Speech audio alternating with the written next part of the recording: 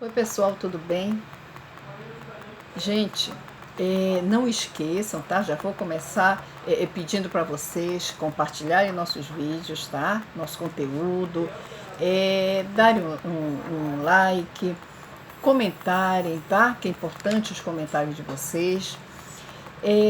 Gente, hoje nós vamos dar uma dica sobre o classicismo português, tá? Que foi um período que se iniciou entre os séculos XV e XVI. Ele também foi conhecido esse período como quinitismo, tá? Se por um acaso vier em uma questão de prova, alguma coisa assim, lembre que quando falarem em quinitismo, estão falando em classicismo também, tá? Justamente pelo seu período, né? Por que quinitismo? 1500, período renascentista, né? Período em que se faz aquele racha, digamos assim, né? Entre a Igreja Católica e o Renascimento, né? São períodos, embora, na minha opinião, haja não haja uma separação total, na minha opinião, uma separação total, porque não existe, eu considero isso até uma pegadinha de prova. Por quê? Não existe, os períodos estão imbricados, né, misturados. O que ocorre é que em alguns momentos da história ou da literatura se sobressaia mais uma determinada ideologia. Então eu entendo que tanto o período medieval ainda acompanha, não é, o Renascimento, nós temos ainda o poder da Igreja Católica, né, até hoje, ainda, né, nós convivemos, né, e convivemos também com o Renascimento. Então eu considero, eu particularmente, que não se separa totalmente um período histórico ou literário do outro, né? Apenas se destaca mais um do que o outro, tá? Então, esse período começou na Itália, tá? Como eu falei para vocês, nesse período que sai, né? Que começa a despontar mais o Renascimento. As questões filosóficas, políticas, sociais, culturais e artísticas, elas vêm muito forte, né? Ela vem despontando, né? Ela vem com mais liberdade, né? O período em que as artes se sobressaem no planeta, né? No mundo todo. A cultura. Então, é justamente por isso chamado de renascimento, né? Surgem, renascem os pensamentos, a questão do homem, né? É um período humanista, porque valoriza o homem, né? Vamos lembrar que o teocentrismo, Deus como centro, ele foi muito forte anteriormente no período em que a Igreja Católica tinha mais poder, não é? Em que o catolicismo estava mais forte na Idade Média, né? Não que não esteja hoje, mas os poderes, né, sobretudo em relação à religião, às questões das terras, né, tudo isso na Idade Média despontava, né? Então Deus acima de tudo. Quando entra o renascentismo, né, que é o humanismo, ele vem com o homem acima de tudo, tá? Então é assim que vem se encaminhando a nossa história e a nossa literatura. As propostas do classicismo, né? A gente não pode esquecer que quando se fala em período clássico, está se falando fatalmente de Grécia e Roma antigas, né? Os temas vão falar, né? Quando a gente fala em período clássico, a gente automaticamente está se referindo, né? Nós estamos nos referindo à cultura greco-romana, né? Ou seja, Grécia e Roma antigas, tá? É o que nós chamamos de cultura greco-romana, tá? As principais características desse período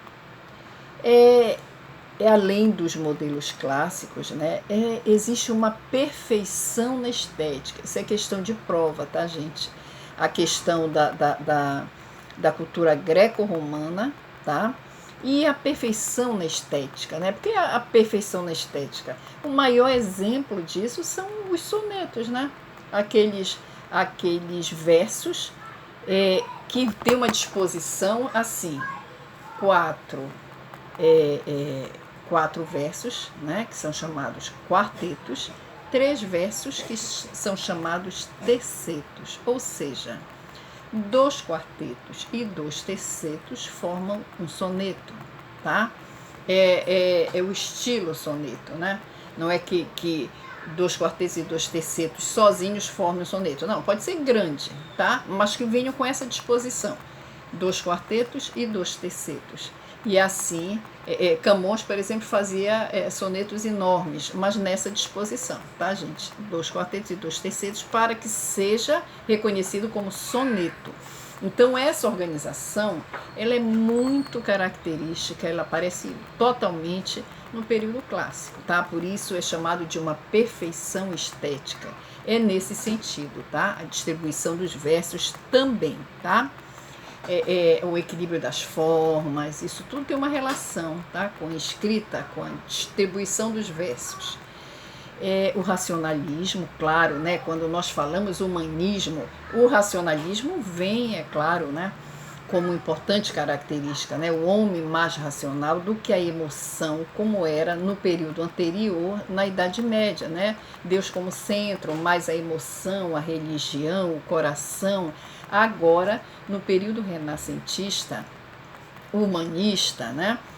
É o racionalismo que vem, não é?